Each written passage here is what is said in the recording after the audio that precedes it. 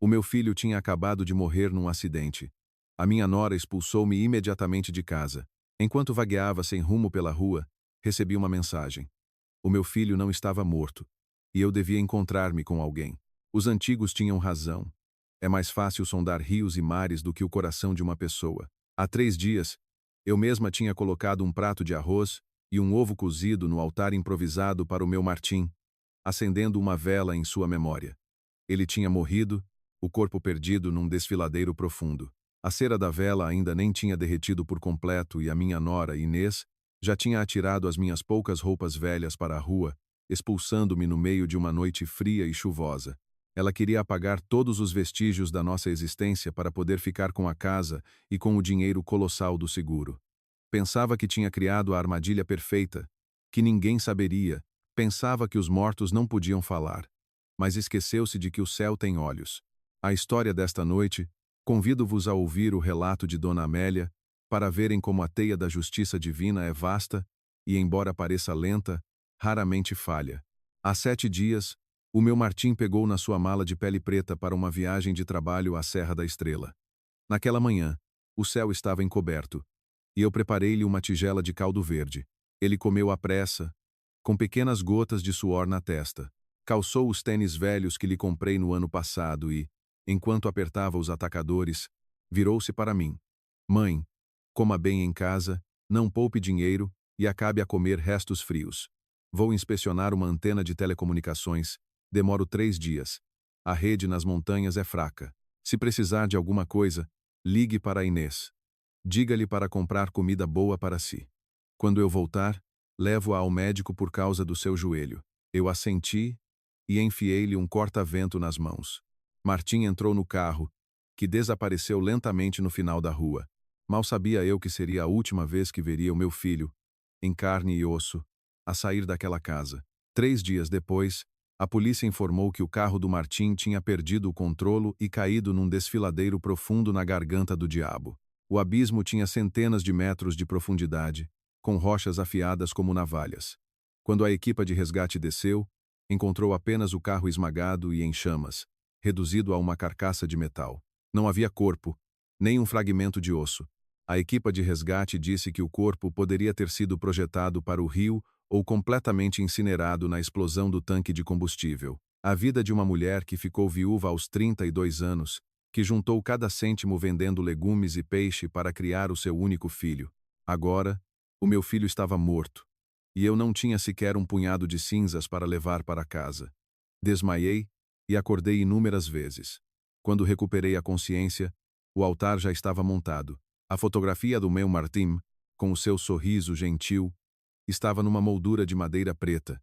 Inês, a minha nora, não chorava. Vestia preto, com um lenço de luto na cabeça, e dava ordens para montar a tenda e preparar a comida para o velório. Os vizinhos que vieram prestar condolências diziam que eu tinha sorte por ter uma nora tão competente, que tratava de tudo.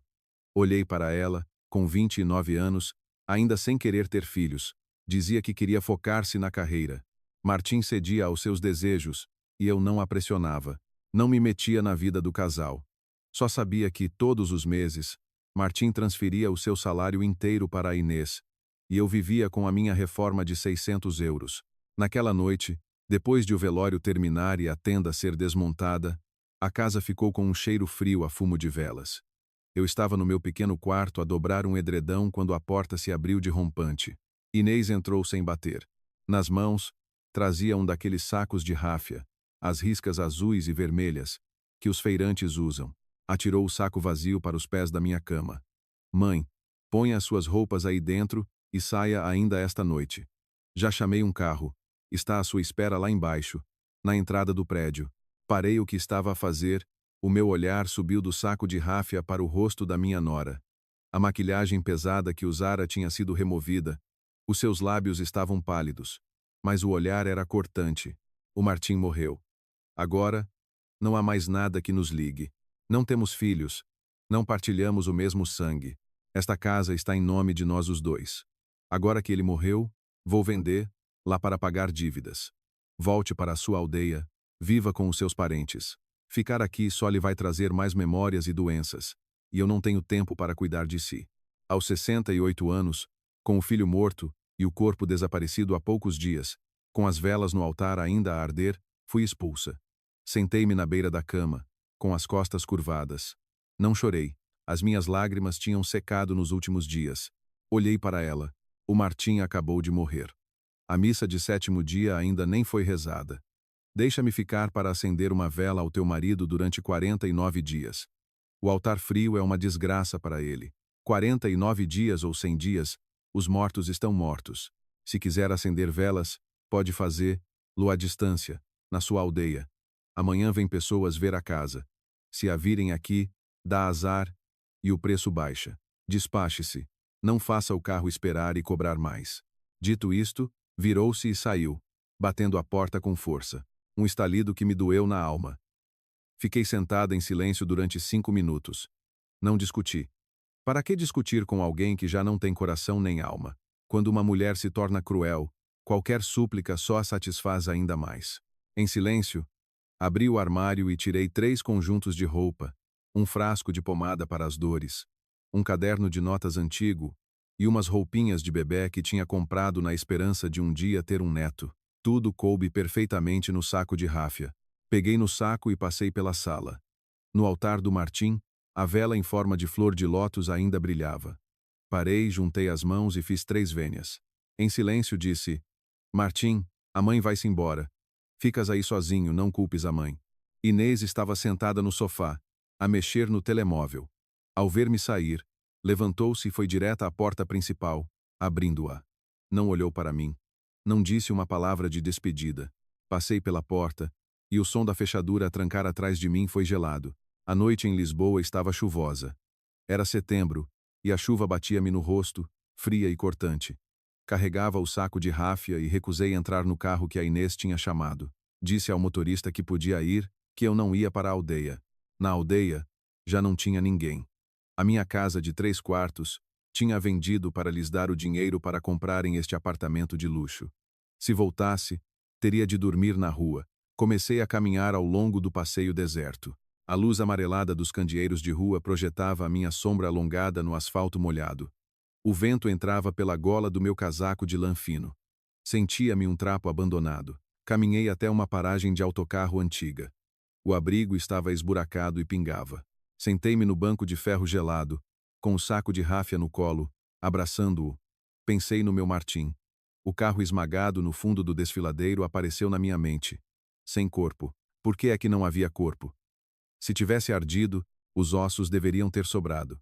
A polícia disse que a corrente forte do rio poderia ter levado o corpo, mas o coração de uma mãe sentia uma angústia inexplicável.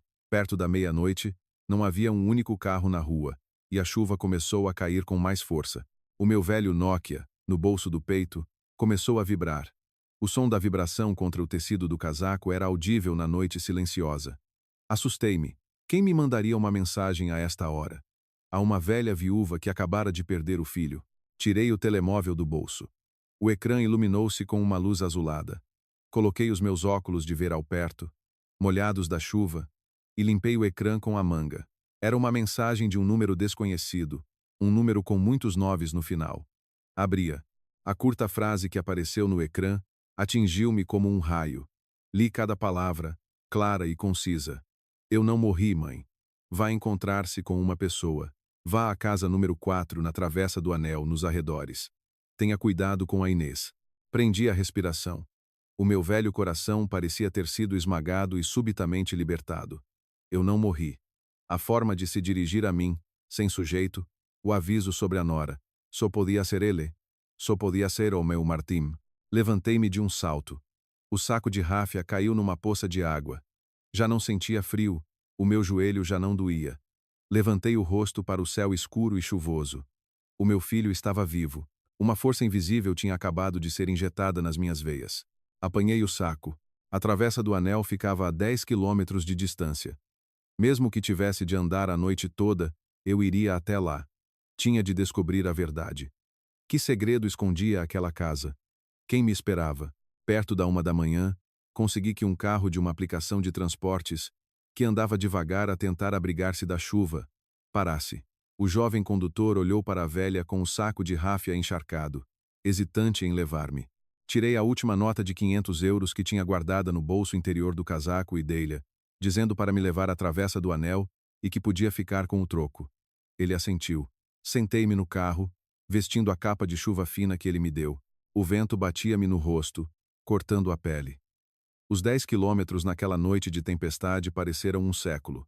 Na minha cabeça repetia-se apenas uma frase. O meu Martim está vivo. O carro parou em frente a uma ruela estreita, de terra batida e cheia de ervas daninhas.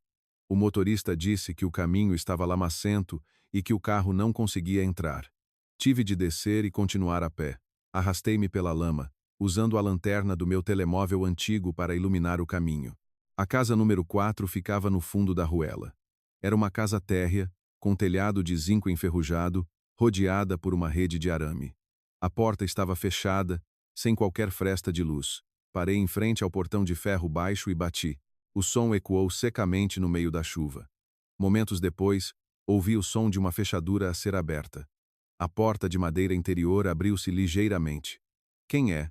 perguntou uma voz masculina, grave e rouca. A pessoa esgueirou-se pela fresta da porta e saiu para o alpendre. Sob a luz distante de um candeeiro de rua, reconheci imediatamente aquele rosto. Apesar da barba por fazer e dos olhos fundos e cansados, eu reconheci-o. "Ricardo? És tu, Ricardo, meu filho?" "Sou eu, a mãe do Martim." "Oh, meu Deus. Dona Amélia. Entre depressa, não deixe que ninguém a veja." Ricardo abriu apressadamente o portão e puxou-me para dentro do pátio, trancando-o rapidamente. Ele era o melhor amigo do Martim desde a universidade. Costumava vir à nossa casa comer a minha comida. Há alguns anos, ouvi dizer que tinha aberto uma oficina de automóveis nos arredores. Ricardo pegou no saco de ráfia da minha mão e ajudou-me a entrar. A casa térrea cheirava a óleo de motor e a mofo. Ele puxou uma cadeira de plástico, convidou-me a sentar e deu-me um copo de água morna. "Onde está o Martim? Diz-me. O que significa aquela mensagem? Onde está o meu filho? Tenha calma. Dona Amélia, beba um pouco de água para se aquecer. O Martim não está aqui. Ele teve de se esconder. Se ele aparecer agora, morre a sério, senhora." Segurei o copo com as mãos a tremer tanto que a água se entornou. "Morrer a sério? O que queres dizer? O acidente na garganta do diabo não foi por perda de controlo?" "Não houve perda de controlo nenhuma, Dona Amélia. Alguém tentou matar. Lu, ouça-me com atenção. Naquele dia, o Martim estava a descer a serra quando percebeu que o carro estava completamente sem travões. Por mais que pisasse no pedal, não funcionava. A curva seguinte era um precipício. A estrada da montanha estava deserta e sem raios de proteção. O Martim é um condutor experiente. Soube imediatamente que os travões tinham sido cortados. Num instante, antes de o carro se projetar para fora da estrada, ele abriu a porta e saltou, rolando por uma encosta cheia de arbustos. O carro caiu no abismo, incendiou-se e explodiu. O Martim partiu 2 costelas, abriu a cabeça e escondeu-se na floresta até ao meio da noite, quando se atreveu a descer para a estrada nacional. Ligou-me de uma cabine telefônica abandonada. Eu conduzi durante a noite até a serra para o ir buscar. As minhas lágrimas escorreram pelo rosto. O meu filho sofreu tanto, com o corpo todo dorido, e não se atreveu a ir para casa. Por que é que ele não chamou a polícia, meu filho? Por que é que ele tem de se esconder? Suspeitamos que os travões do carro do Martim foram cortados. E a pessoa que pagou a esse mecânico para o fazer não foi outra senão a Inês, a mulher dele. Se o Martim apresentasse queixa à polícia agora, sem provas suficientes, a Inês negaria tudo. Pior, eles tentariam matá-lo outra vez para o silenciar. Os meus ouvidos zumbiam. Inês. Aquela Inês. Matar o marido? Por quê? O Martim ganhava bem e fazia-lhe todas as vontades. A casa estava em nome dos dois. Por que faria ela uma coisa tão monstruosa? Dona Amélia, por favor, acalme-se e ouça. Durante a última semana, o Martim esteve a recuperar num local secreto enquanto eu investigava. A senhora não sabe, mas a Inês enganou toda a família. Ela é viciada em jogo online, perdeu muito dinheiro em apostas. Pediu dinheiro emprestado a agiotas, e os juros acumulados já ultrapassam os 200 mil euros. A máfia já lhe enviou avisos a ameaçar partir-lhe as pernas no mês passado. E não é tudo. Ela tem um amante. O nome dele é David, um corretor imobiliário vigarista. Andam juntos há mais de um ano. O Martim, sempre ocupado com as obras, pensava que a mulher era um anjo em casa. Cada palavra do Ricardo era como uma faca a perfurar o meu peito. A minha nora, aquela rapariga sempre impecavelmente vestida, que falava e sorria docemente na frente do marido, era na verdade um demônio sugador de sangue. Mas esta é a principal razão pela qual ela decidiu matar o Martim, senhora. Segundo as minhas investigações, a Inês fez secretamente um seguro de vida em nome do marido. A única beneficiária é ela. A data da assinatura do contrato foi exatamente um mês antes do acidente. O plano deles era este: contratar um mecânico para cortar os travões. O Martim morreria num acidente de viação sem que ninguém suspeitasse. A Inês receberia 2 milhões de euros do seguro, venderia o apartamento, pagaria as dívidas aos agiotas e fugiria com o amante e o resto do dinheiro. Tudo era perfeito. Ontem, quando soubemos que a Inês a expulsou de casa logo após o funeral, o Martim cerrou os dentes e chorou.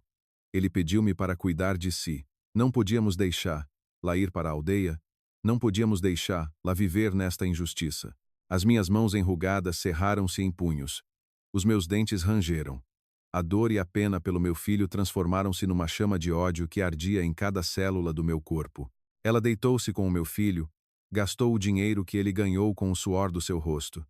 E depois empurrou o próprio marido para a morte em troca de 2 milhões. Expulsou a velha mãe para a rua, no meio da chuva, para poder receber o amante e celebrar sobre o corpo do marido. Ricardo, o que devo fazer? Não posso deixar aquele demônio em paz. Sou velha, não tenho medo de morrer. Tenho de fazer justiça pelo meu Martim. Dona Amélia, o Martim pediu-me para garantir a sua segurança. Fique temporariamente na minha casa. Ele não quer que se meta nisto.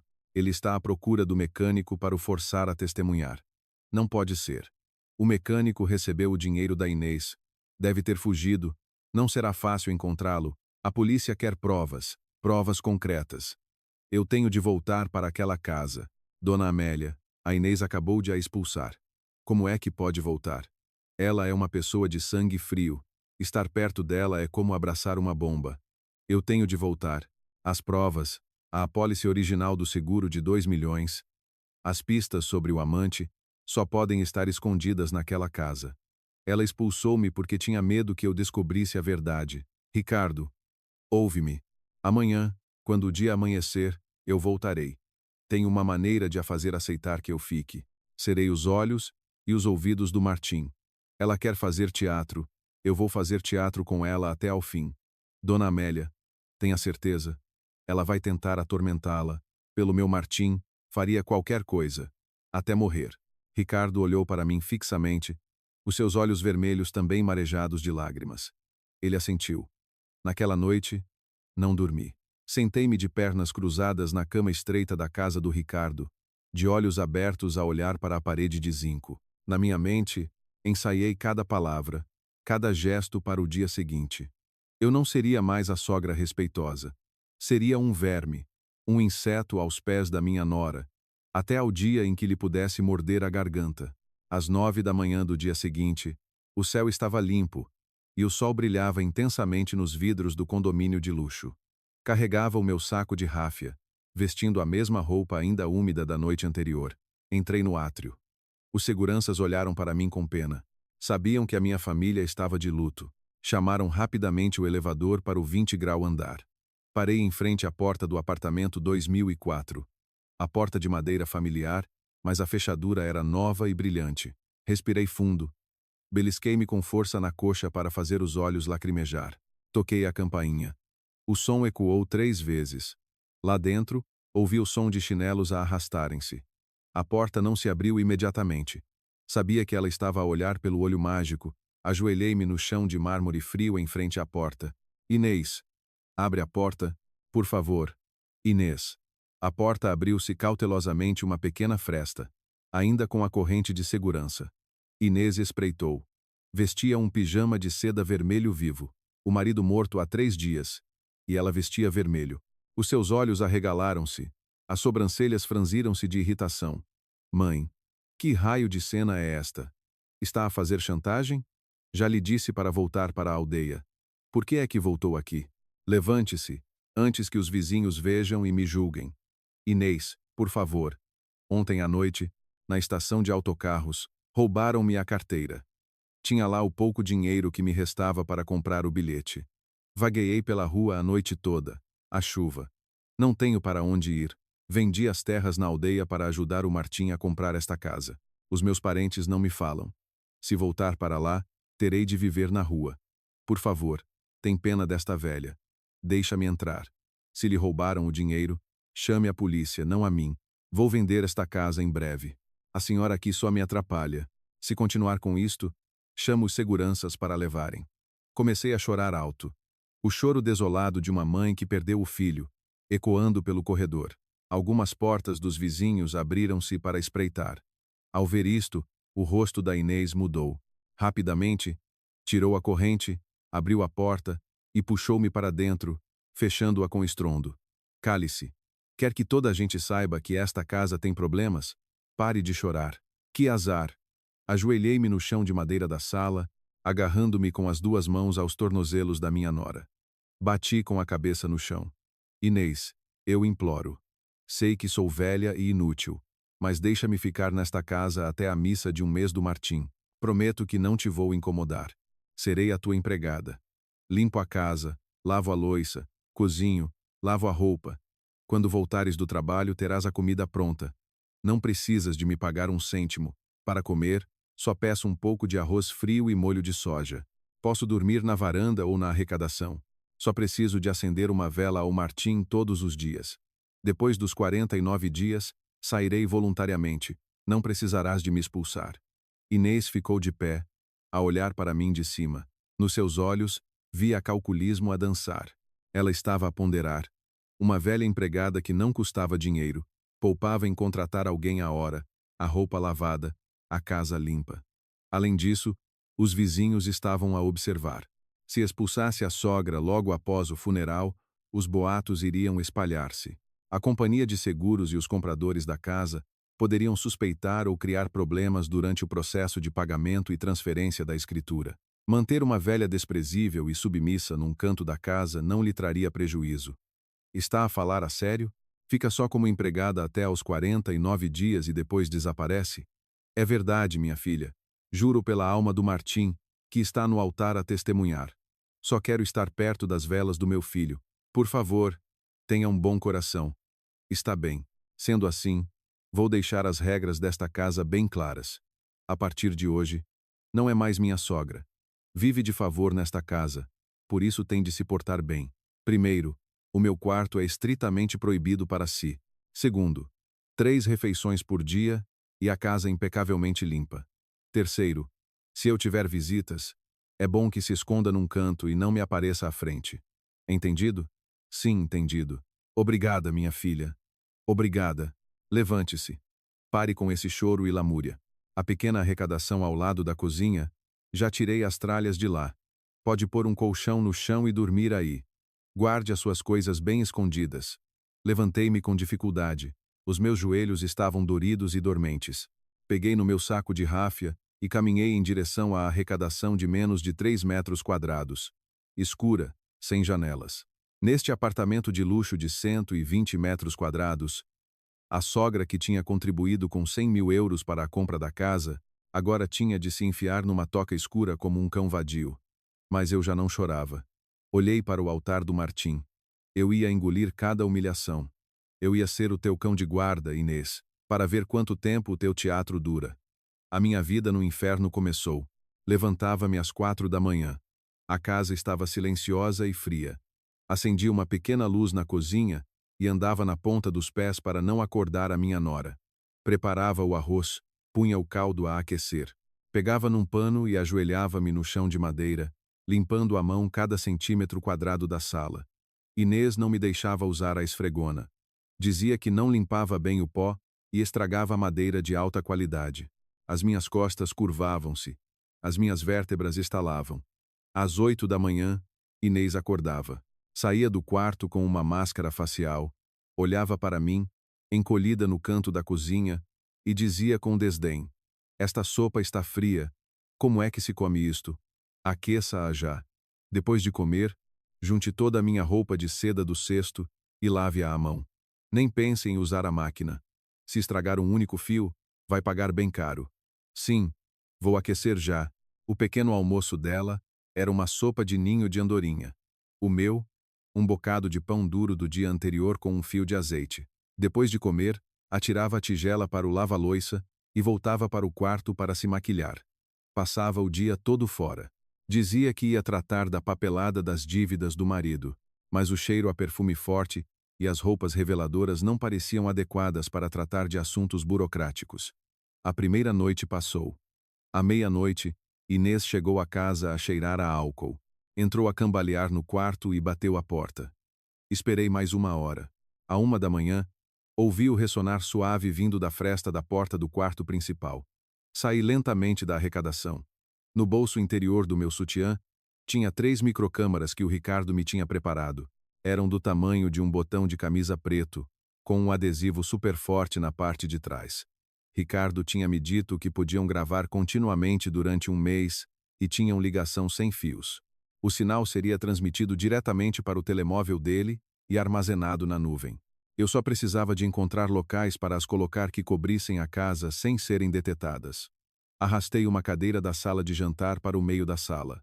O joelho dorido quase me fez cair ao subir. Estiquei-me até ao candeeiro de cristal do teto e colei a primeira câmara no meio dos detalhes florais complexos.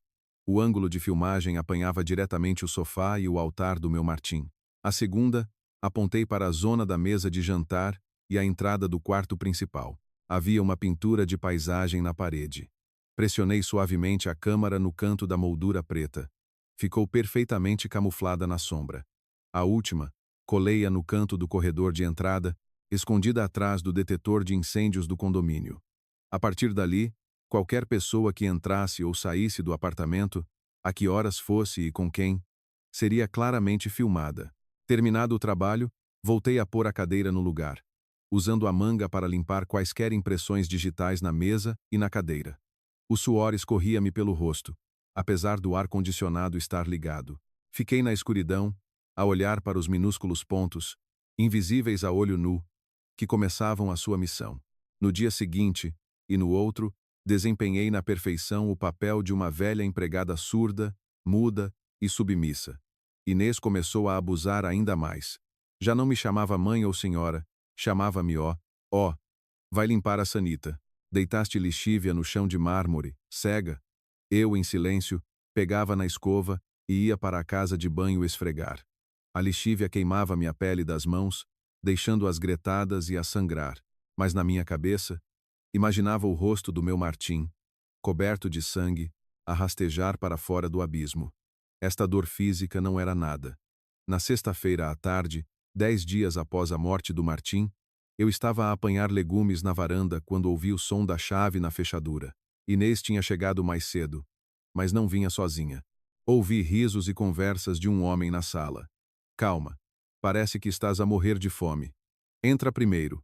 Espera. A velha está na cozinha. Encolhi-me na varanda. Pela fresta da porta de vidro, vi um homem estranho. Era alto, com os braços cobertos de tatuagens, vestindo uma t-shirt justa. Ele abraçou a minha nora pela cintura e beijou-a apaixonadamente, ali mesmo, no meio da sala. Inês afastou-o, rindo-se. Onde está a velha? Vem cá. Apoiei-me na parede e levantei-me lentamente. Caminhei de cabeça baixa, com os braços caídos ao lado do corpo. Saí para a sala. Sim, menina. Chamou-me. Hoje à noite, faz mais comida. Faz bife à portuguesa. Umas ameijoas a bulhão-pato. Tira aquela garrafa de vinho do armário e põe-na no gelo. O David fica para jantar. Depois de cozinhares, enfia-te na arrecadação para comer. Não quero ver a tua cara por aqui a estragar o ambiente. Ouviste bem? Sim, ouve. Voltei para a cozinha. David. Era esse o nome. O amante de que o Ricardo tinha falado. Começavam a trazer-lo para casa abertamente, a namoriscar à frente da sogra e da fotografia do marido recém-falecido. A minha mão que segurava a faca de carne tremia. A lâmina afiada cortou um pedaço de bife vermelho. Cerrei os dentes. Comam, bebam, façam a vossa festa. As 3 câmaras no teto estavam de olhos bem abertos a observar-vos. O cheiro a bife a fritar enchia a pequena cozinha. O fogo do fogão subia pelas laterais da frigideira, queimando-me o rosto. Mexia continuamente as ameijoas com alho, o suor a encharcar-me as costas da minha velha camisola de lã. Na sala, a televisão tocava música eletrônica aos altos berros, o tipo de música que os jovens ouvem nas discotecas. O meu Martim estava morto há menos de 2 semanas. O seu altar estava no canto da sala. O fumo das velas frio desde o início da manhã, porque Inês me proibiu de acender muitas para não sujar a casa. O riso estridente da Inês misturava-se com a batida da música. O som de copos de cristal a tilintar. Desliguei o fogão. Coloquei a comida nos pratos. As minhas mãos nodosas seguravam o tabuleiro quente enquanto eu saía. A cena que vi foi como uma faca a espetar-se no meu peito, a torcer-se até ao fundo da minha alma. No sofá de couro caro, que o próprio Martim tinha escolhido, Inês estava sentada no colo do homem chamado David. Ele estava sem camisa, exibindo o peito tatuado com dragões e serpentes, uma mão na cintura da minha nora, a outra a segurar um copo de vinho tinto. Inês usava um vestido de dormir de seda fina, extremamente revelador, os braços à volta do pescoço do amante, a acariciar-lhe o cabelo com gel. Riam e sussurravam um ao outro, mesmo debaixo da fotografia do meu filho. O olhar do meu Martim, na fotografia, parecia fixar-se diretamente neles. Mas que demora é essa? Estou a morrer de fome. Põe o tabuleiro na mesa. E vai buscar o saca-rolhas à gaveta. Despacha-te. Sim, ponho já. Curvei-me, colocando o tabuleiro na mesa de vidro. O meu joelho doía terrivelmente. Recuei para procurar o saca-rolhas. David olhou para mim de lado, com um sorriso desdenhoso, como se olhasse para um animal imundo que tinha entrado em sua casa. Ter uma empregada velha assim em casa é deprimente. Por que é que não contratas umas estudantes para limpar? São mais rápidas e mais agradáveis de se ver. Esta velha é desajeitada. Ainda parte alguma coisa. Oh, querido, não sabes. Esta empregada é especial. Não custa um único cêntimo. Só gasta um prato de arroz frio. E pode dormir em qualquer buraco. Vou aproveitá-la por mais umas semanas e depois ponho-na na rua. Olharam um para o outro e riram-se às gargalhadas. Morde o lábio com força, o sabor salgado do sangue na minha língua. Entreguei o saca-rolhas a Inês e pedi licença para voltar para a cozinha. Escondi-me atrás da parede, os olhos fixos no candeeiro de cristal do teto, onde eu, rangendo os dentes, tinha subido para instalar a microcâmara do tamanho de um botão. Uma pequena luz vermelha, quase imperceptível, piscava. Grava tudo, grava tudo. Grava cada palavra, cada riso depravado destes animais. A festa deles durou até a meia-noite. Comeram e beberam, atirando ossos e guardanapos para o chão. Inês começou a ficar bêbada, reclinando-se e pondo os pés na mesa. David acendeu um cigarro, o fumo a encher a sala. O fumo subiu e envolveu a fotografia do meu Martim. O meu coração doía como se estivessem a torcer-me as entranhas com um alicate. O meu filho dedicado, que passou a vida a trabalhar em obras para trazer dinheiro para a mulher. Para que agora a mulher dele usasse esse dinheiro para comprar vinho e carne para o amante, mesmo em frente ao seu altar. Onde está a velha? Vem limpar esta confusão. Eu e o David vamos para o quarto. Não te atrevas a andar a vaguear perto da porta do meu quarto. Ouviste? Não quero ver a tua cara aziaga esta noite. Sim, vou limpar já. Saí cambaleante do canto escuro da cozinha. Inês levantou-se a tropeçar, David amparou-a e levou-a para o quarto principal. A porta do quarto bateu com força, seguida pelo som da fechadura. Ajoelhei-me no chão. Com um pano, juntei os ossos, os restos de legumes. Apanhei cada copo de vidro manchado de batom vermelho. Limpei tudo até não restar um grão de pó. Depois, aproximei-me do altar do meu filho. Com a manga da camisola, limpei a cinza do cigarro que tinha caído na moldura. Acendi uma pequena vela e coloquei-a no castiçal. Olhei diretamente nos olhos do meu Martim na fotografia. Aguenta, meu filho. A mãe está aqui. A festa está apenas a começar, sussurrei. A casa estava silenciosa. Apenas se ouviam os sons obscenos e gemidos vindos de trás da porta fechada do quarto. Entrei na minha arrecadação apertada. Deitei-me no colchão fino no chão de azulejos, de olhos abertos para a escuridão. À espera. Às 10 da manhã do dia seguinte, fim de semana, Inês e o amante acordaram tarde. Vestiram-se impecavelmente, perfumados, o cheiro a encher o corredor. Tinham combinado ir ver um carro novo. Eu estava a limpar a casa de banho quando os ouvi a cochichar na sala. Desliguei a torneira e encostei o ouvido à porta de madeira para escutar. Como está o processo com a companhia de seguros? Estão a criar problemas com o relatório do acidente? Não te preocupes. O relatório da polícia é claro. Acidente, queda no precipício, incêndio, sem indícios de crime. Subornei o chefe do departamento de sinistros. Ele disse que o processo está perfeito, só à espera da aprovação para o pagamento. O mais tardar no final deste mês, os 2 milhões entram diretos na minha conta. Ótimo. Assim que isto estiver resolvido, vendemos esta casa. Já dei um sinal por um terreno na Austrália. Assim que o dinheiro entrar, vamos diretos para o aeroporto. Não podemos arriscar. E a velha que está em casa? O que pensas fazer com ela? Deixo-a ficar a limpar até a missa de um mês para os vizinhos não falarem. Assim que o dinheiro estiver na conta, dou-lhe uns trocos para o autocarro e ponho-na na rua. Sem documentos de herança, como é que ela me pode tirar a casa? O som das suas vozes foi diminuindo à medida que se afastavam em direção à porta principal. A porta bateu. A casa mergulhou num silêncio gelado. Saí da casa de banho, a água a pingar das minhas mãos para o chão de madeira. Sequei as mãos com uma toalha, o meu coração a bater descontroladamente. 2 milhões. Companhia de seguros. Planos para se mudarem para a Austrália. Tudo o que o Ricardo me tinha dito naquela noite encaixava-se perfeitamente. Inês já tinha preparado a sua fuga. Eu não tinha muito tempo. Fui à minha pequena arrecadação, abri o saco de ráfia. No fundo do saco, escondida entre as roupas velhas, estava uma meia de lã rota. Enfiei a mão na meia e tirei uma chave de latão. Era a chave suplente do quarto principal. Há 2 anos, uma vez, o Martim chegou à casa tarde, bêbado, e a Inês trancou a porta, não o deixando entrar.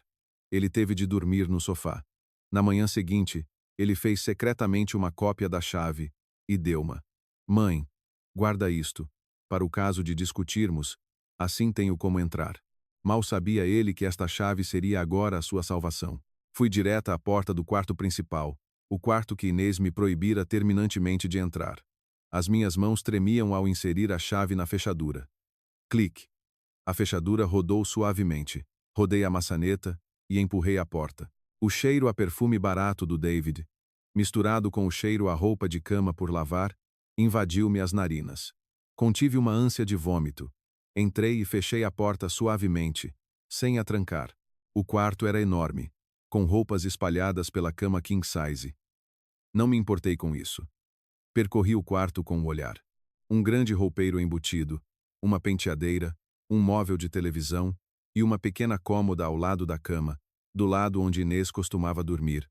Ricardo tinha me avisado que os viciados em jogo e os vigaristas nunca confiam em guardar documentos importantes no banco. Guardam sempre as coisas mais cruciais onde as podem ver todos os dias. Aproximei-me da pequena cômoda de 3 gavetas. A primeira e a segunda abriram-se facilmente. Dentro, apenas maquilhagem, comprimidos para dormir e algumas peças de roupa interior. A terceira estava trancada. Era uma fechadura mecânica, não de código. Franzi o sobrolho. Se estava trancada assim, a chave devia estar com a Inês. Como a abriria? Inclinei-me, olhando pela fina fresta entre a gaveta e a estrutura da cômoda. Com a minha experiência de décadas a consertar móveis velhos na aldeia, enfiei os dedos por baixo da terceira gaveta. Tal como eu suspeitava, o fundo da gaveta era de aglomerado barato, preso com pequenos pregos que já estavam soltos.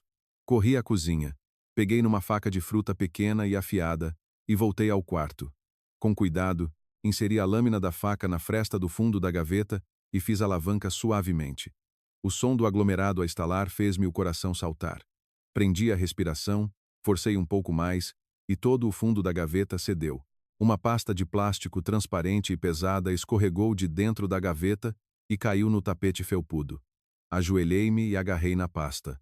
As minhas mãos suavam profusamente. Tinha acabado de encontrar o ponto fraco do demônio.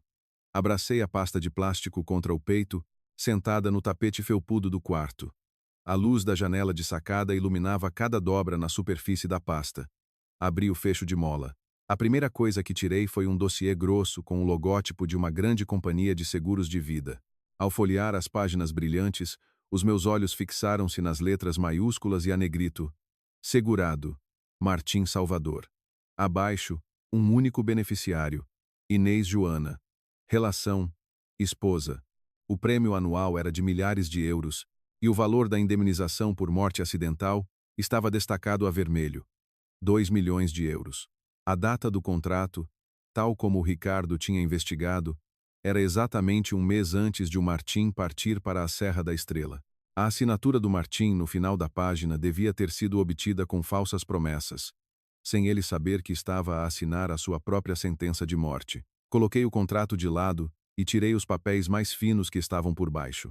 Eram declarações de dívida manuscritas, com números de centenas de milhares de euros. Embaixo, a assinatura da Inês e a sua impressão digital a vermelho. Os credores eram nomes que soavam a máfia e agiotas. Estes papéis provavam o seu motivo para matar e roubar de forma irrefutável. Estava desesperada por dinheiro, e a vida do meu filho era a sua solução. Mas o que me fez tremer mais não foram esses papéis. No fundo da pasta, estavam 2 passaportes de capa azul escura. Abri um, em nome de Inês Joana. O outro, em nome de David Gabriel. Entre os 2 passaportes, estavam 2 reservas de voo eletrônicas pagas. Origem: Lisboa. Destino: Sydney, Austrália. A data de partida prevista era exatamente uma semana após a missa de um mês do meu Martim. Eles tinham calculado tudo ao pormenor.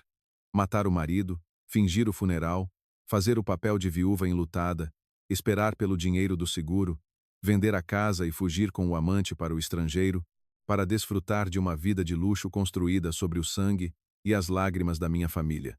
Uma crueldade que ultrapassava a imaginação de uma velha do campo como eu. Eles não eram humanos, eram bestas em pele de cordeiro. Enfiei a mão na minha roupa interior e tirei o pequeno smartphone que o Ricardo me tinha dado no dia anterior. Ele tinha me ensinado a tirar fotografias. Coloquei cada documento, cada página do contrato, cada página do passaporte sobre os lençóis brancos da cama para ter a melhor luz. A minha mão tremia tanto que tive de usar a mão esquerda para segurar o pulso direito para conseguir tocar no ecrã sem desfocar. Clique, clique, clique. Fotografei tudo. Ricardo tinha me dito que as fotografias seriam sincronizadas automaticamente com o telemóvel dele, para o caso de eu ser descoberta e o meu telemóvel destruído. Depois de tirar a última fotografia, verifiquei todas as imagens no aparelho. Nítidas, completas. A prova de ferro estava nas minhas mãos. Com cuidado, arrumei os documentos, alisei as dobras e voltei a meter luz na pasta de plástico, exatamente como estavam. Enfiei a mão por baixo da pequena cômoda, coloquei a pasta no lugar e forcei o fundo da gaveta para cima. Os pequenos pregos estalaram, encaixando nos buracos antigos. Com a manga, limpei as pequenas lascas de madeira que tinham caído no tapete, garantindo que não deixava qualquer vestígio. O ladrão nunca desconfia do mendigo. Inês nunca pensaria que uma velha empregada encolhida lá fora pudesse arrombar uma fechadura e descobrir o seu segredo terrível. Mal tinha fechado a porta do quarto principal e rodado a fechadura. O som do elevador no corredor soou. O meu coração saltou-me para a garganta. Ouvi passos pesados no corredor, seguidos pelo som de uma chave na fechadura. Corri para a arrecadação. O joelho dorido não me atrasou. Atirei a faca de fruta para o lava-loiça. Peguei rapidamente na esfregona, mergulhei-a no balde e ajoelhei-me no chão da cozinha. A porta principal abriu-se de rompante. Inês e David entraram a rir alto. Que chatice! Um carro tão caro e ter de esperar 2 meses para o entregarem. Tenho o dinheiro aqui na mão. Não preciso de pedir emprestado. Calma, querida. Não te enerves. Quando nos mudarmos, não te vão faltar supercarros para conduzires. Comprar um carro de $500 mil aqui para o estragar nestas estradas esburacadas. Continuei a esfregar o chão de cabeça baixa. As minhas mãos ainda tremiam ligeiramente, mas no meu peito, uma calma fria crescia. Eu tinha a faca e o queijo na mão. Continuem a rir. Continuem a planear a compra do supercarro.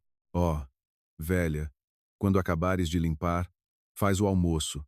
Depois de comer, vou ao spa. Não venho jantar.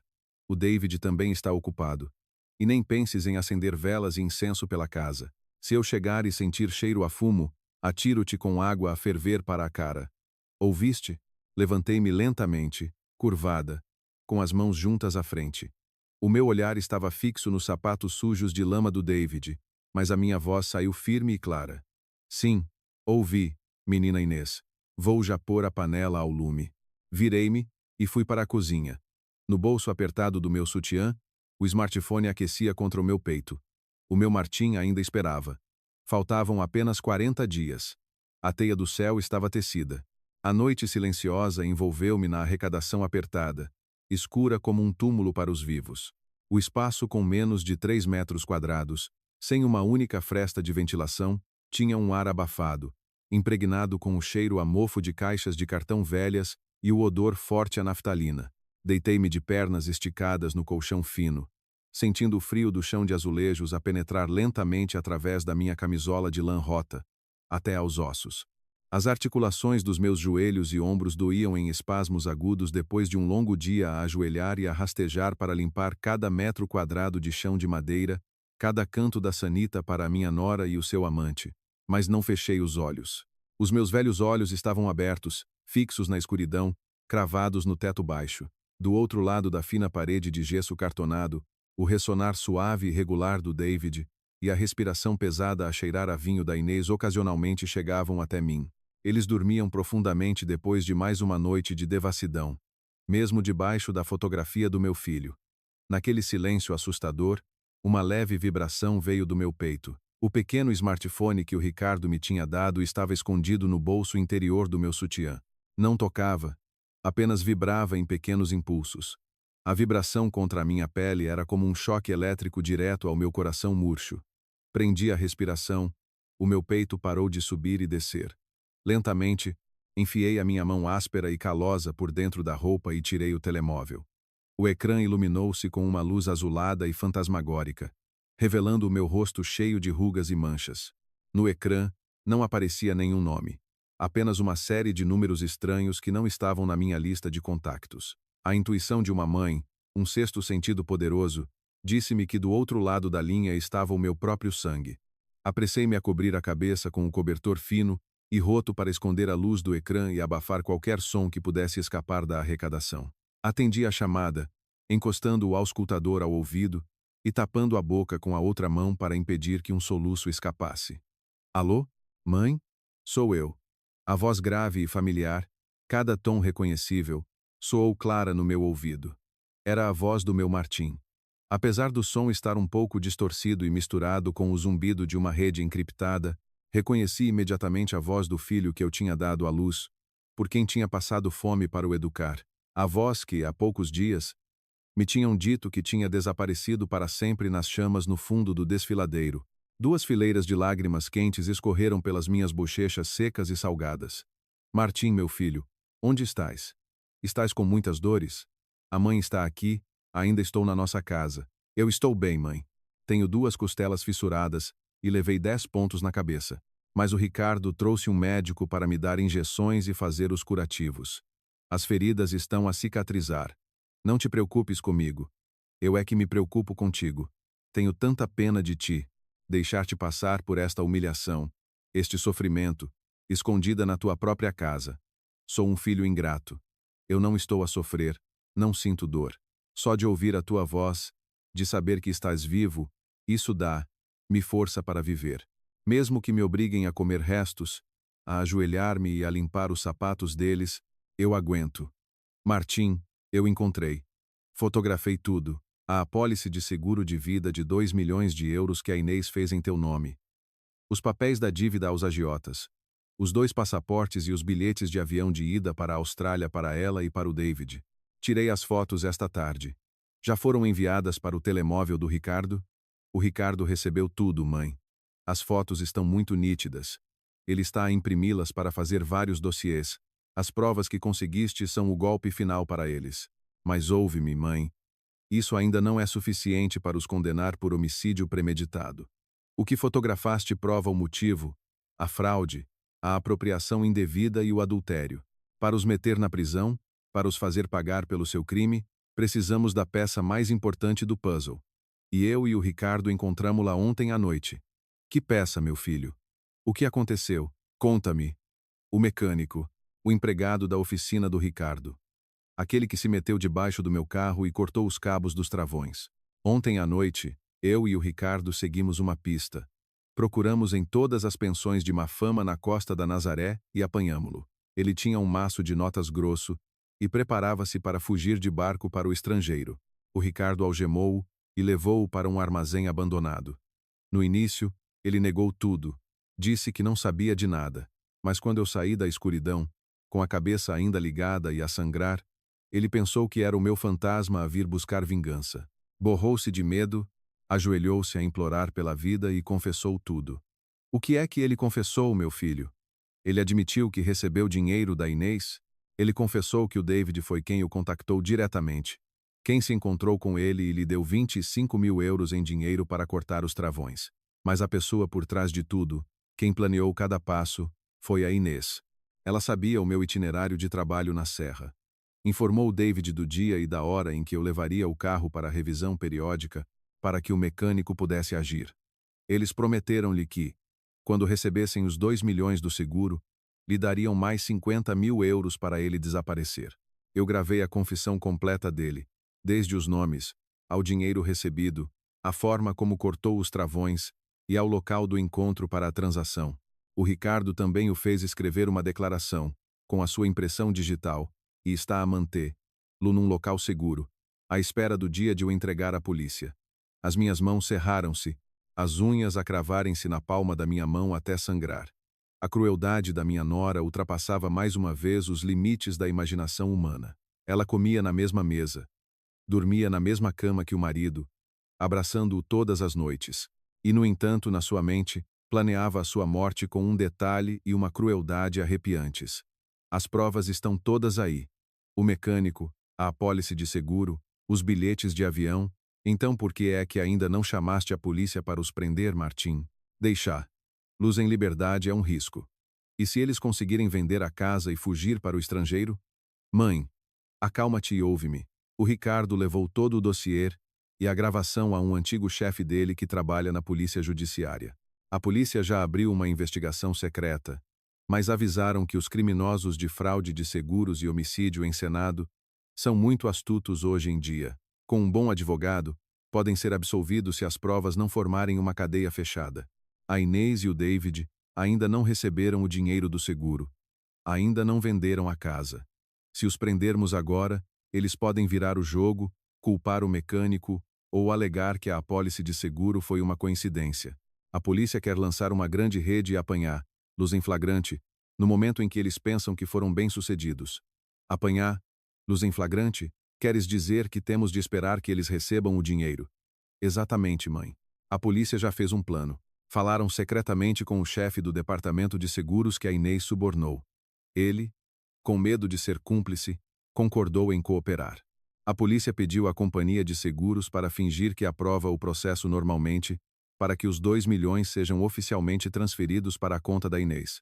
Ao mesmo tempo, já tem agentes a vigiar todos os movimentos do David. Temos de esperar. Esperar até ao dia em que eles estejam mais eufóricos, mais descuidados. O dia em que celebrem a vitória e se preparem para assinar os papéis da venda da casa para fugir com o dinheiro. Nesse dia, a polícia entrará em ação, prenderá os dois com todas as provas, sem qualquer possibilidade de negação. Mas quando é que eles planeiam vender a casa? Ouvi a Inês dizer que só depois da missa de um mês é que teria tempo para tratar disso. Esse é o ponto-chave, mãe.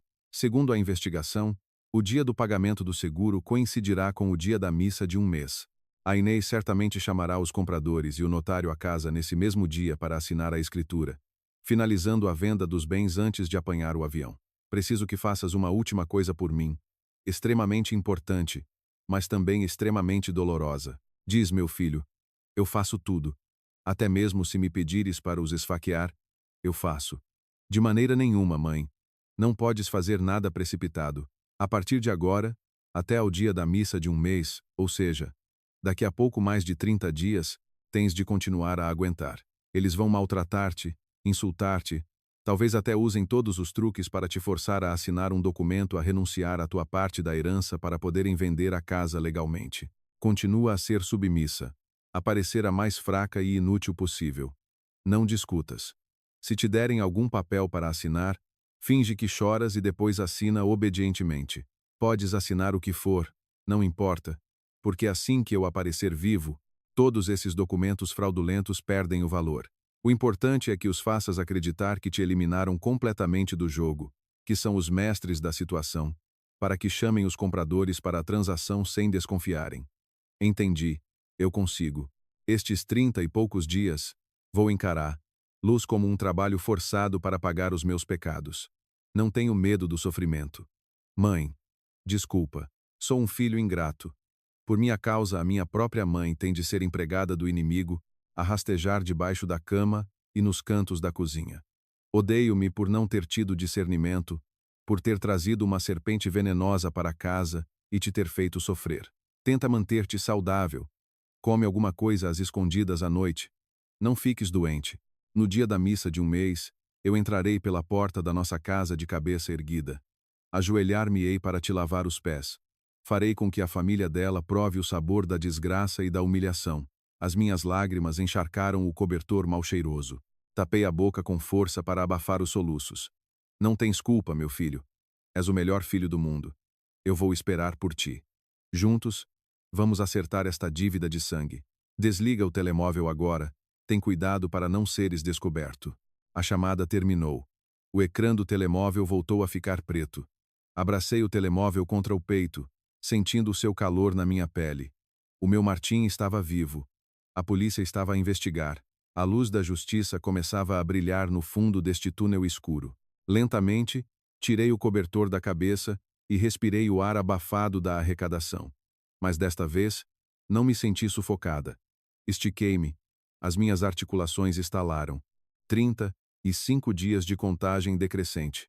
Eu seria a melhor atriz neste palco. O tempo, naquele apartamento de luxo, para mim, não era medido pelo relógio na parede ou pelo calendário. Era medido pelas nódoas negras nos meus braços, pelas fissuras sangrentas nos meus pés e pelos insultos venenosos que a minha nora me dirigia todos os dias. Encontrei um pedaço de giz partido num canto da arrecadação. Todas as noites, quando eles dormiam, depois das suas noites de devassidão, eu riscava secretamente uma linha na parede de cimento da arrecadação, atrás de uma pilha de caixas de cartão. Cada risco era um passo mais perto do fim deles. Os abusos da Inês já não se limitavam a fazer-me trabalhar de sol a sol. À medida que o dia do pagamento do seguro se aproximava, a sua arrogância e crueldade manifestavam-se de forma terrível. Ela não me via como um ser humano. Para ela, eu era um obstáculo, um empecilho a ser removido, mas um obstáculo útil para explorar ao máximo antes de ser descartado. Numa tarde de sol intenso, eu tinha acabado de preparar o almoço e de o pôr na mesa de vidro. Havia um prato de peixe estufado, uma sopa de peixe e legumes salteados. Inês e David sentaram-se à mesa. Inês mexeu no peixe estufado com os pauzinhos, o rosto a ensombrecer-se. De repente, atirou o prato de porcelana com força para o chão de madeira. O som de loiça a partir-se ecoou. Pedaços de peixe quente e o molho escuro espalharam-se pelo chão, salpicando a parede branca. Mas que raio de lavagem para porcos é esta que fizeste? O peixe está salgado como o diabo. Os legumes estão moles e nojentos. Estás a tentar envenenar-me para eu morrer como o teu filho de vida curta? Alimentar-te é um desperdício de comida. E o teu trabalho é uma porcaria. Eu estava encolhida ao lado da bancada da cozinha, a tremer. Dei um passo atrás, juntei as mãos à frente e baixei a cabeça. Desculpe. Sou velha e o meu paladar já não é o mesmo. Peço desculpa. Vou fritar um ovo para comerem. Não, não, deixa estar. Olhar para a tua cara de funeral tira-me o apetite. Com milhões de euros prestes a cair na conta, vamos a um restaurante de 5 estrelas comer lagosta e abalone. Para que ficar em casa a comer esta porcaria? Ó, velha, ajoelha-te e limpa a porcaria que acabaste de fazer. E deixa o chão a brilhar. Se riscares a madeira, corto-te um dedo. Sim, limpo já, senhor. Em silêncio, fui buscar um pano e ajoelhei-me no chão coberto de cacos. Com as minhas próprias mãos, apanhei cada caco de porcelana afiado, cada pedaço de peixe coberto de molho. Um caco cortou-me o dedo indicador, e o sangue fresco pingou, misturando-se com o molho do peixe. Inês estava sentada de pernas cruzadas na cadeira, a rir-se com desdém, enquanto eu me ajoelhava a seus pés. Pegou no telemóvel e começou a navegar, a ligar a alguém, ignorando-me completamente. Alô, senhor agente imobiliário? Traga aquele cliente de ontem à tarde para fecharmos o negócio do meu apartamento. Se o cliente concordar com os 450 mil euros, faço-lhe um desconto de 5 mil como bônus. A escritura está em meu nome. Trato de toda a papelada da transferência num piscar de olhos. Sim, pode vir, a minha casa está sempre impecável para receber visitas. Torci o pano ensanguentado e continuei a limpar o chão. Mas os meus ouvidos estavam atentos a cada palavra. Agente imobiliário ver a casa, fechar negócio por 450 mil euros. Esta casa que o Martim comprou no ano passado por mais de 600 mil euros. Ela estava a vender, lá a um preço de saldo para conseguir o dinheiro rapidamente. Eles estavam a dar o último passo para liquidar os bens. Naquela tarde, Inês trancou-me na arrecadação, proibindo-me de sair. Abriu as janelas e pulverizou perfume por toda a sala para disfarçar o cheiro à comida. Por volta das 3 da tarde, a campainha tocou. O agente imobiliário entrou com um casal de meia-idade. Entraram de sapatos, a fazer barulho no chão que eu tinha acabado de deixar a brilhar. Inês recebeu-os com um sorriso doce e meloso. Olá, sejam bem-vindos. Entrem para ver o apartamento, vejam a vista para o rio, virado a sudeste, sempre fresco. Os móveis são todos importados da Europa, deixo tudo. Eu e o meu marido estamos a prosperar. Compramos uma moradia. E é por isso que estamos a vender este apartamento a alguém com sorte. Vender isto parte-me o coração. Sentada na arrecadação escura, ouvi a sua voz falsa e senti um arrepio. A prosperar, comprar uma moradia. O marido morto, reduzido a cinzas. E ela vestia a pele de uma mulher de sucesso que vendia a casa para se mudar para um sítio mais luxuoso. O casal parecia gostar muito da casa. Andaram pela sala, tocaram no sofá, admiraram o candeeiro de cristal, e depois os seus passos dirigiram-se para a cozinha e o corredor. De repente, a mulher parou em frente à porta da minha arrecadação. A porta estava apenas encostada, não fechada, porque eu precisava de uma fresta para respirar. A mulher empurrou a porta. A luz entrou no canto escuro onde eu estava sentada, encolhida, com as minhas roupas rotas, o cabelo despenteado e a mão ligada a sangrar. A mulher deu um passo atrás, assustada, e soltou um grito. Meu Deus, quem é esta? Tem uma estranha na sua arrecadação? Inês, que estava a gabar-se na sala, ouviu o grito e correu para lá. Ao ver que os clientes me tinham descoberto, o seu rosto mudou, mas num instante, recuperou a compostura. Aproximou-se, lançou-me um olhar cortante e depois virou-se para os clientes com um sorriso afetado. Oh, peço desculpa. Esta é uma parente distante da aldeia, desamparada, sem ninguém. Tive pena dela e trouxe-a para cá para lhe dar comida e abrigo. Faz umas pequenas tarefas, limpa, para não se aborrecer. Ela é um pouco tonta, surda e gosta de se esconder em cantos escuros. Por isso deixo-a ficar na arrecadação. Os clientes abanaram a cabeça com pena e seguiram em frente. Inês não o seguiu imediatamente. Aproximou-se de mim, baixou-se e aproximou o seu rosto maquilhado do meu. A sua voz sibilou entre os dentes, baixa, mas suficientemente clara para eu ouvir. Sua velha inútil. Eu não te disse para te esconderes bem? Se os clientes desistirem, arranco-te a pele. Depois da missa de um mês do teu filho de vida curta, é bom que comeces a arrumar os teus trapos. Encolhi-me contra a parede, as mãos a tremer, agarradas à beira do colchão. Baixei os olhos, sem me atrever a olhá-la. Sim, eu sei. Vou arrumar as minhas coisas. Depois dos 49 dias, vou-me embora. Não vou incomodar a menina. Inês bufou e virou-se, os seus saltos altos a ecoarem enquanto seguia os clientes. A porta da arrecadação foi fechada com um pontapé. A escuridão voltou a envolver-me, mas naquele canto escuro, eu sorri. Um sorriso amargo e frio. Restavam apenas 3 riscos de giz na parede. 3 dias para a missa de um mês do Martim. Ela tinha marcado a transação da venda da casa para o mesmo dia da missa. A sua ganância e pressa tinham-na levado diretamente para a armadilha que a lei lhe preparara. Olhei pela fresta da porta, em direção à microcâmara escondida no detetor de incêndios. O ponto vermelho continuava a piscar. Grava tudo. Grava estas palavras venenosas, este desprezo. Para ver quem, daqui a 3 dias, terá de ir viver debaixo da ponte. Na manhã do 49 grau dia, o céu de Lisboa estava cinzento. as nuvens baixas a cobrir o condomínio com uma atmosfera sufocante. Levantei-me às 3 da manhã. Hoje era um dia de luto importante segundo a tradição, o dia em que a alma do falecido parte para a eternidade. Mas nesta casa não havia música fúnebre, nem rezas, nem uma única lágrima de compaixão. Estava silenciosa, um silêncio frio e cruel. Acendi o fogão a gás. Preparei pessoalmente a refeição de oferenda para o meu filho. O Martim gostava de comida simples. Hoje, fiz-lhe um caldo verde cremoso, com um ovo escalfado por cima. A comida que eu costumava fazer-lhe quando ele estava doente. Juntei um prato de arroz doce polvilhado com canela, um prato de presunto fatiado e um prato de fruta fresca. Coloquei tudo num tabuleiro de latão antigo e pus na pequena mesa em frente ao altar. Acendi 3 velas. O fumo subiu, espalhando um aroma suave e quente que dissipou um pouco da impureza da ganância e do cálculo nesta casa. Juntei as mãos, as lágrimas a escorrerem-me pelo rosto. Martim, hoje é a tua missa de um mês. Vem comer o caldo verde que a mãe fez. Come bem. E depois vê a mãe acertar as contas com eles. Às 9 da manhã, a porta do quarto principal abriu-se. Inês saiu. Não vestia luto, não vestia preto. Usava um vestido justo vermelho escuro, com um decote profundo, maquilhagem elaborada e batom vermelho vivo. Olhou para a refeição que eu tinha preparado, franziu o rosto com desagrado e abanou a mão para afastar o fumo das velas. Mas que palhaçada é esta que estás a fazer desde manhã? Já te disse para não fazeres fumo em casa. Hoje tenho visitas importantes para tratar de negócios.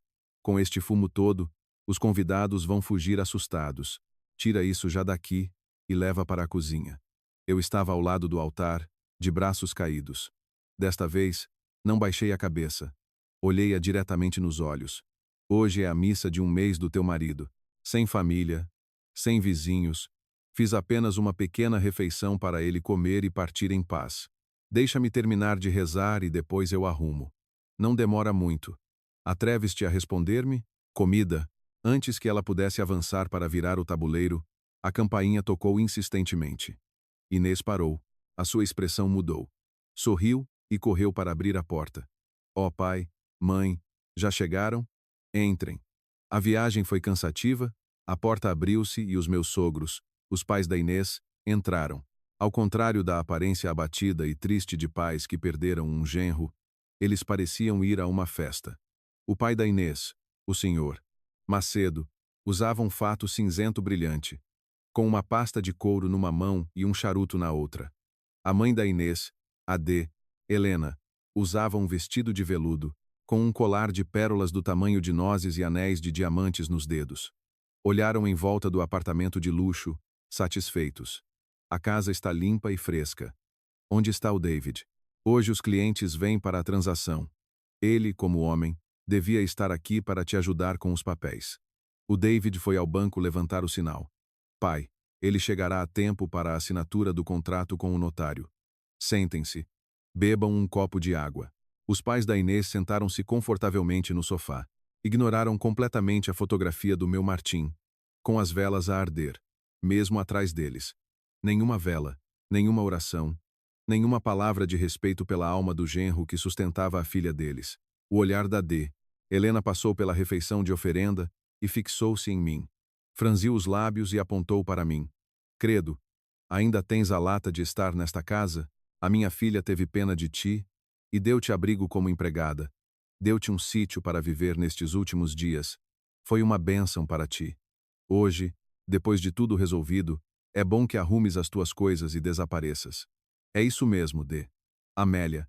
Vou ser direto. O seu Martim teve uma vida curta porque a sua família não tem sorte e não se sabe comportar. Por isso foi castigada.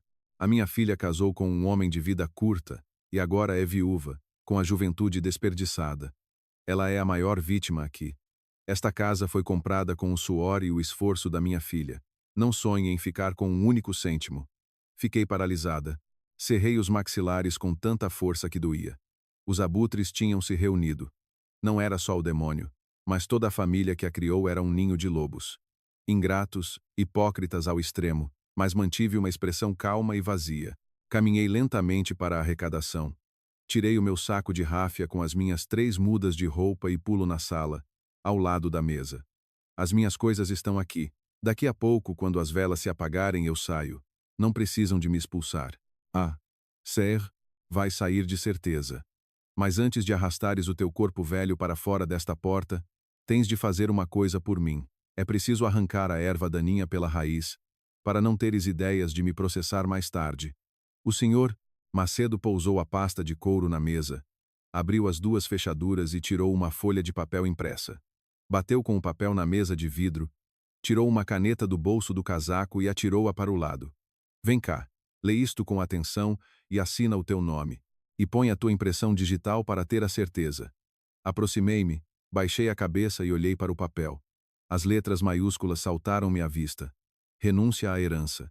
O conteúdo dizia claramente: eu, Amélia da Silva, mãe do falecido Martim Salvador, renuncio voluntariamente a todos os meus direitos legais e a quaisquer bens, incluindo imóveis, depósitos bancários e seguros deixados pelo meu filho.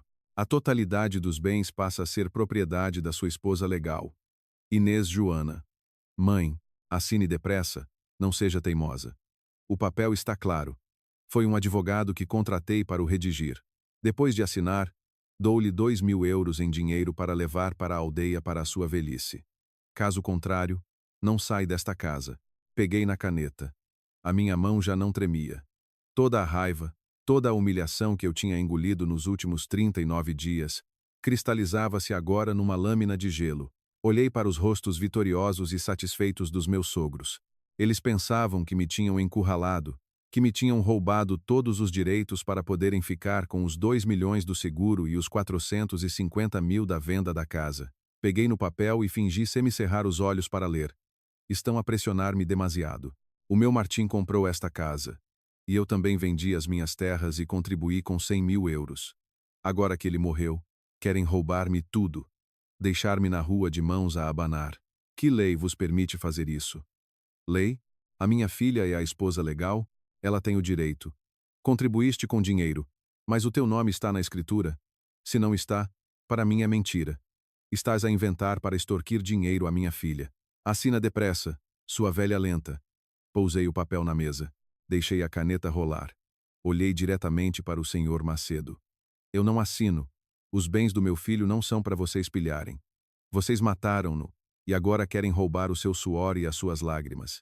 Não tem medo da ira divina? Ah, sua velha, não queres beber o vinho bom, queres o mal. É. Atreves-te a acusar a minha família de homicídio? Se eu não te ensinar uma lição hoje, não sou homem. O pai da Inês ficou vermelho. As veias do pescoço a saltarem. Levantou-se do sofá e aproximou-se de mim. Levantou o seu braço forte, com um pesado relógio dourado, bem alto. A sua mão aberta apontava diretamente para o meu rosto magro e encovado, pronta para me dar uma bofetada monumental. Fechei os olhos, não me desviei. Bate, bate. Esta bofetada será o fim da vossa liberdade. A câmara no teto estava a gravar tudo, e a teia da justiça, do outro lado da porta, já se tinha fechado. A mão grande do senhor Macedo, o pai da minha nora, ergueu-se no ar. O pesado relógio dourado no seu pulso brilhou sob a luz do candeeiro de cristal. A força do movimento era tal que eu podia ouvir o zumbido do vento a passar pelos meus ouvidos. Fiquei imóvel, sem recuar um passo, sem levantar a mão para me defender.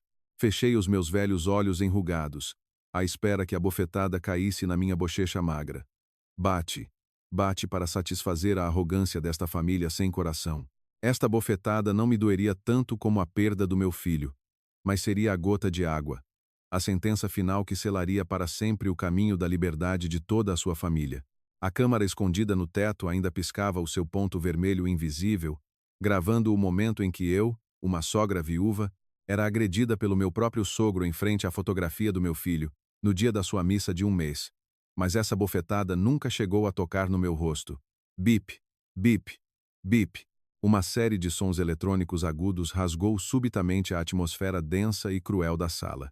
Era o som do código a ser inserido na fechadura inteligente da porta principal. Seguiu-se o som do trinco de metal a abrir-se.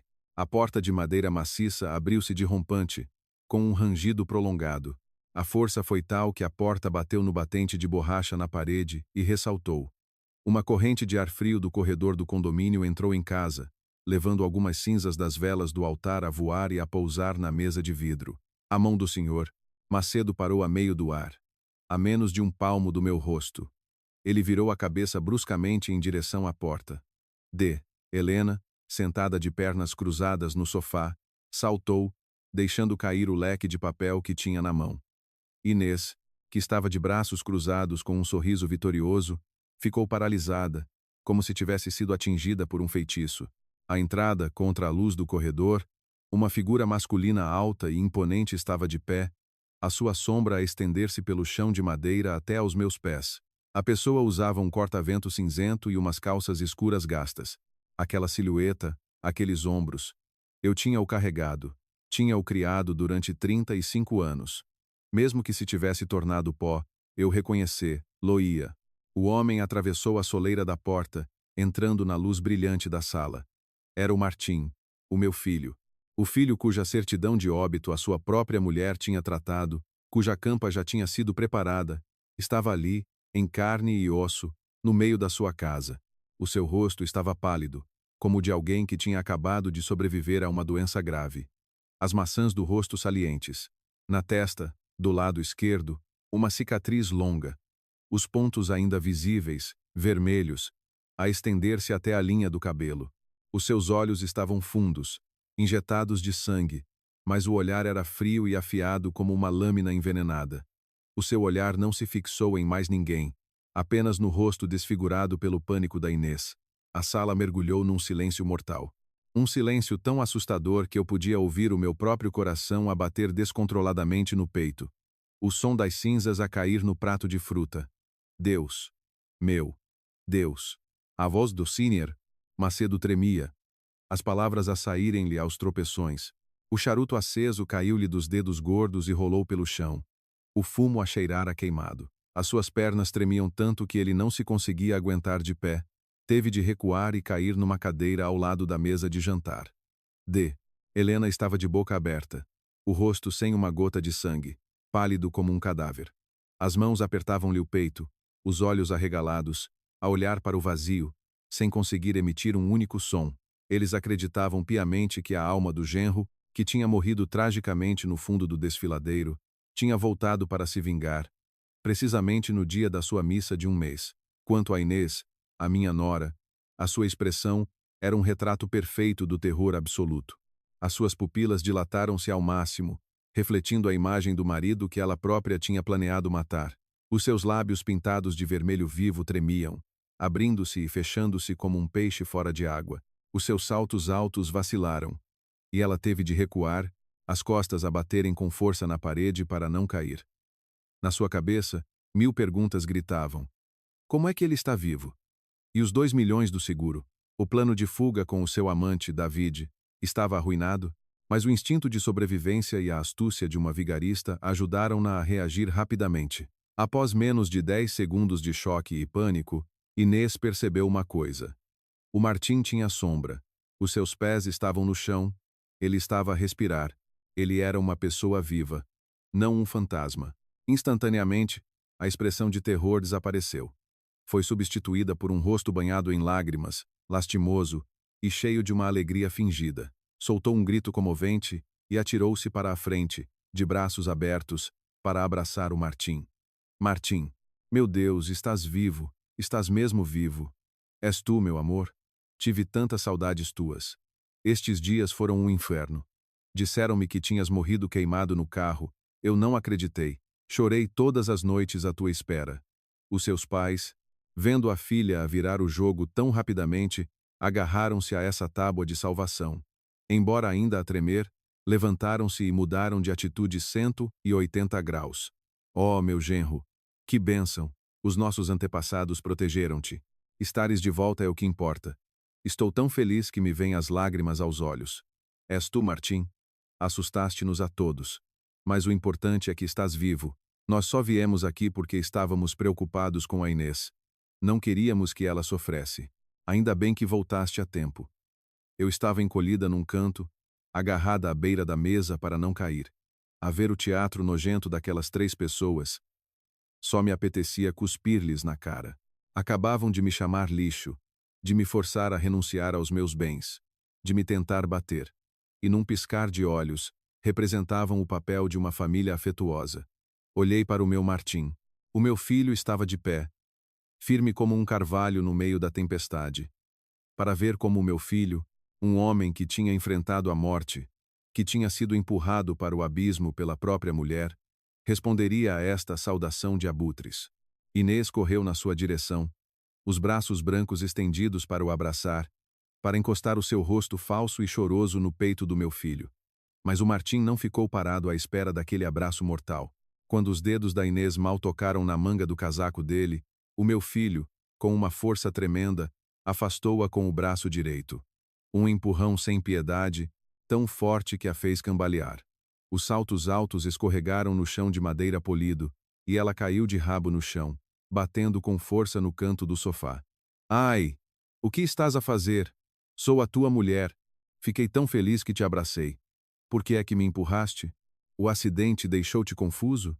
Inês sentou-se no chão, a massajar o braço, o rosto molhado de lágrimas falsas a olhar para o marido, ainda a fazer o papel de vítima inocente. Os pais dela correram para a ajudar, a reclamar. Que é isto, rapaz? A tua mulher chorou rios por ti durante quase 2 meses. Agora que voltas, ela abraça-te de alegria, e tu empurras-a. Ficaste com o cérebro danificado. A minha mulher chorou rios por mim. Quando fazem teatro, deviam ver quem está na plateia. A plateia não é cega, nem surda. A voz do meu Martim era fria e cortante, sem qualquer vestígio de calor ou afeto. Ele pronunciou cada palavra lentamente, com clareza, ecoando na sala. Nem sequer olhou para a Inês. Abriu o fecho do corta-vento e atirou-o para uma cadeira. Caminhou com passos firmes, passando pelos 3, e foi direto para o móvel da televisão. Pegou no comando, ligou o ecrã de 65 polegadas, tirou o telemóvel do bolso, deslizou o dedo algumas vezes, e o ecrã da televisão ligou-se sem fios ao telemóvel. A família da Inês prendeu a respiração, a olhar para o ecrã, sem perceber o que o genro ressuscitado ia fazer. Eu, encolhida no meu canto, sorri. A bomba relógio estava prestes a explodir. Abram bem os olhos. Vejam como a vossa filha de ouro, a vossa filha virtuosa e de luto, passou os dias a chorar. O primeiro vídeo apareceu no ecrã, nítido, filmado de cima. No vídeo, Inês, de mãos na cintura, atirava o prato de peixe para o chão. A imagem de mim, uma velha frágil, ajoelhada no chão, a apanhar os cacos com as mãos, enquanto a Inês lhe apontava o dedo e a insultava. O som captado pela microcâmara era incrivelmente claro. A voz estridente da minha nora inconfundível. O senhor, Macedo e A.D., Helena ficaram chocados, de boca aberta. Inês, sentada no chão, estava pálida. Gaguejou, a tentar explicar-se. Martim, não é isso. Eu estava deprimida com saudades tuas. A mãe cozinhou algo que não me caiu bem, e eu perdi a cabeça. Deprimida? Vamos ver o quão deprimida estavas. Martim passou para o segundo vídeo. Desta vez, a imagem era mais próxima. O David, sem camisa, tatuado, sentado no sofá. Inês, com um vestido de dormir fino, sentada no colo dele, a abraçar, Lu e a beijar, Lu apaixonadamente. Riam e sussurravam, o fumo do cigarro a ir direto para a fotografia do Martim no altar. A este ponto, o senhor Macedo cambaleou, a mão no peito. Helena tapou o rosto, sem coragem para olhar. Inês desabou no chão, a cabeça entre as mãos, o cabelo despenteado, a tremer como se estivesse a ter uma convulsão. Sabia que qualquer desculpa era inútil. O Martim não parou. Continuou. Desta vez, não eram vídeos, mas fotografias de alta resolução. A primeira, a apólice de seguro de vida de 2 milhões de euros, com a assinatura do Martim e Inês como única beneficiária. A segunda, as declarações de dívida de mais de 200 mil euros a agiotas, com a assinatura e impressão digital da Inês. A terceira e última, 2 passaportes em nome de Inês e David, ao lado de 2 bilhetes de avião para Sydney, com data de partida para uma semana após a missa de um mês. Caros sogros, olhem bem. É assim que a vossa filha querida chora pelo marido. Ela estava afogada em dívidas de jogo.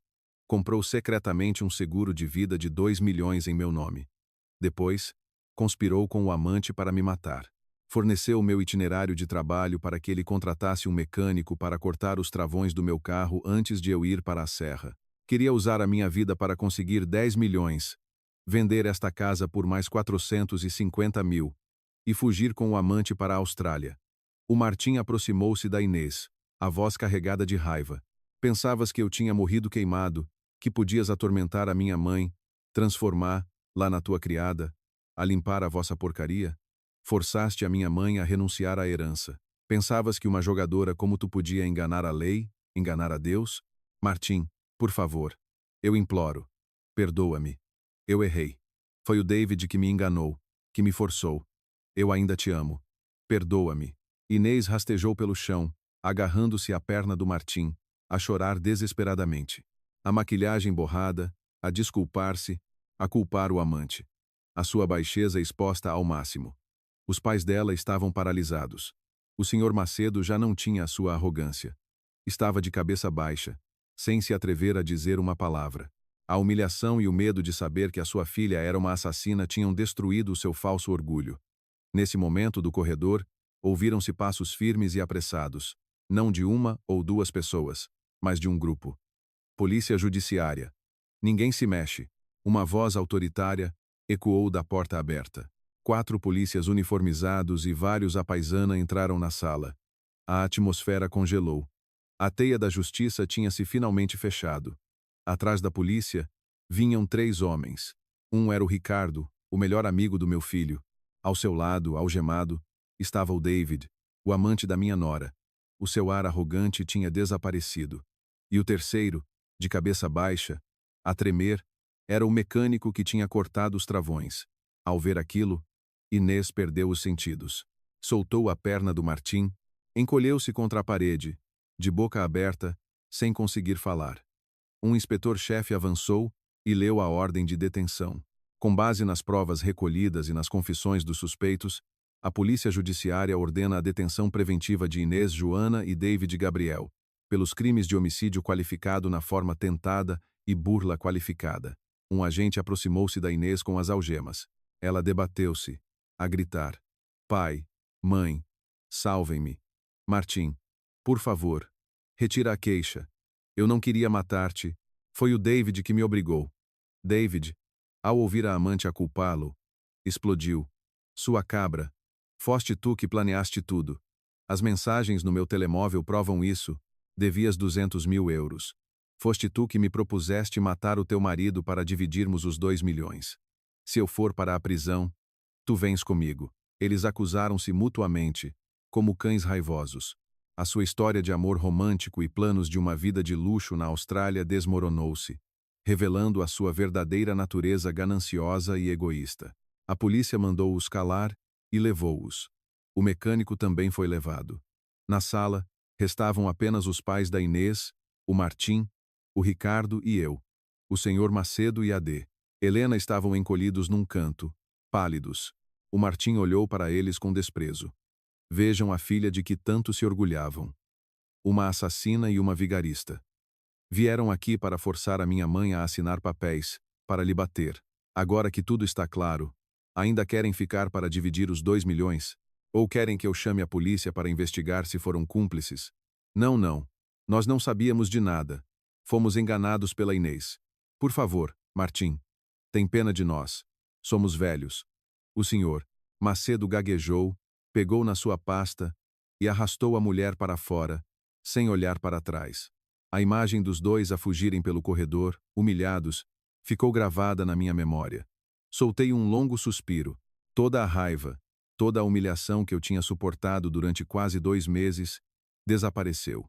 A casa voltou à sua paz. O Ricardo deu uma palmada no ombro do Martim e despediu-se, deixando-nos a sós. A porta fechou-se. Só estávamos eu e o Martim. Ele virou-se para mim, os ombros a tremer. Aproximou-se e ajoelhou-se, abraçando-me. Mãe, minha mãe, desculpa. Sou um filho ingrato. Trouxe uma serpente para casa e deixei que sofresses tanto. Perdoa-me. As minhas lágrimas caíram no cabelo despenteado do meu filho. Acariciei a sua cicatriz na testa. Está tudo bem, meu filho. Deus é grande, os nossos antepassados protegeram-te. O que eu sofri não foi nada. O importante é que estás vivo. Comemos o que houver. O importante é estarmos juntos.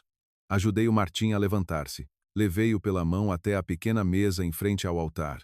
O caldo verde que eu tinha feito às 3 da manhã ainda estava morno. Servi-lhe uma tigela. Come, meu filho. Esta sopa, que era para a tua missa de 1 mês, é agora para celebrar o teu regresso da morte. Come para te aqueceres. As coisas más já passaram. O Martim pegou na tigela, as lágrimas a caírem nela. Comeu cada colherada com avidez, como uma criança faminta. A vê-lo comer eu sorri, um sorriso verdadeiramente sereno, vindo do fundo do meu coração, depois de toda a tempestade. Caros ouvintes que partilham o silêncio desta história noturna, a tempestade lá fora acalmou, e a tempestade nesta casa finalmente passou. Quando o som das sirenes da polícia se desvaneceu na noite, eu fiquei ali, no meio da sala que tinha sido palco da ganância e da mentira, e senti o meu coração subitamente leve. Já não havia música alta, nem cheiro a álcool ou perfume barato, apenas o suave aroma das velas do altar e o calor do caldo verde que preparei para o meu filho.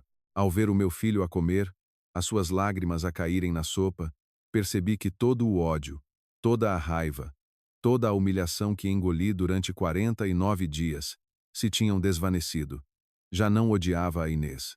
Não por ser santa, mas porque percebi que o ódio é um veneno que bebemos na esperança de que o outro morra.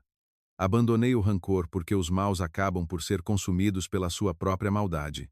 Diante da vida e da morte, das maquinações por 2 milhões de euros, despertei para uma verdade dolorosa. O dinheiro é efêmero.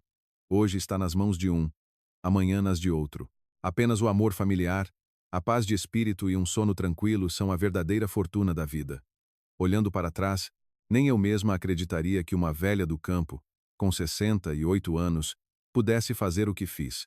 De uma sogra submissa, expulsa de casa à chuva, humilhada, forçada a comer restos, transformei-me num escudo para proteger o meu filho. As pessoas pensam que as mulheres, especialmente as viúvas idosas, são fracas. Mas estão enganadas. A fraqueza de uma mãe é apenas uma fachada. Quando o seu filho está em perigo, o instinto maternal transforma um pardal num falcão, pronto a enfrentar qualquer perigo, qualquer humilhação, para encontrar a luz. A maior força de uma mulher não está nos punhos ou nos gritos, mas na paciência, na calma afiada, à espera do momento certo para dar o golpe fatal. Da história de sangue e lágrimas da minha família, quero deixar uma mensagem a todos, especialmente às mulheres que enfrentam encruzilhadas na vida. Nunca deixem que a ganância vos cegue. A minha nora tinha tudo. Um marido que a amava, uma casa de luxo, um bom emprego. Mas por causa do vício do jogo, dos sonhos de uma vida de luxo sem esforço, ela incendiou a sua própria vida. Será que 2 milhões de euros ou um bilhete de avião para o estrangeiro podem comprar a liberdade? Ou apenas trocam a juventude por anos numa prisão fria, assombrada pela culpa até ao fim dos dias? A teia do céu é vasta, mas não falha. O karma não é um conto de fadas, é uma lei que funciona para todos. Aqueles que usam a maldade para roubar o suor, as lágrimas ou a vida dos outros, pagarão o preço com as maiores tragédias. E uma lição dolorosa também para os pais, como os meus sogros. Amar os filhos não significa encobrir os seus erros. Uma educação errada, a ganância dos pais, é o veneno que empurra os filhos para o abismo do crime, resultando numa vida de vergonha. A vida é curta. Por favor, valorizem a refeição simples, mas cheia de risos. Valorizem o parceiro que está ao vosso lado e vivam de forma a que todas as noites possam deitar a cabeça na almofada sem medo dos fantasmas do passado ou do castigo da vossa consciência. Esta noite, ao partilhar os meus pensamentos mais profundos, sinto que me livrei de um grande peso. Sei que, lá fora, em muitas casas, pode haver outras mães, outras mulheres, a sofrer em silêncio, a enfrentar injustiças ou tragédias familiares. Se esta história tocou de alguma forma o vosso coração, se encontraram nela empatia ou força para defender o que é certo, por favor, dediquem um momento para deixar um gosto e ajudar esta mensagem a chegar a mais pessoas. O que pensam sobre a lei do karma? Já testemunharam alguma traição chocante na vossa vida? Por favor, partilhem os vossos pensamentos nos comentários abaixo. Cada palavra que escreverem será lida e valorizada, para que saibamos que não estamos sozinhos neste vasto mundo. E não se esqueçam de subscrever e ativar as notificações para que possamos encontrar-nos novamente e ouvir mais histórias profundas e curativas em noites tranquilas como esta.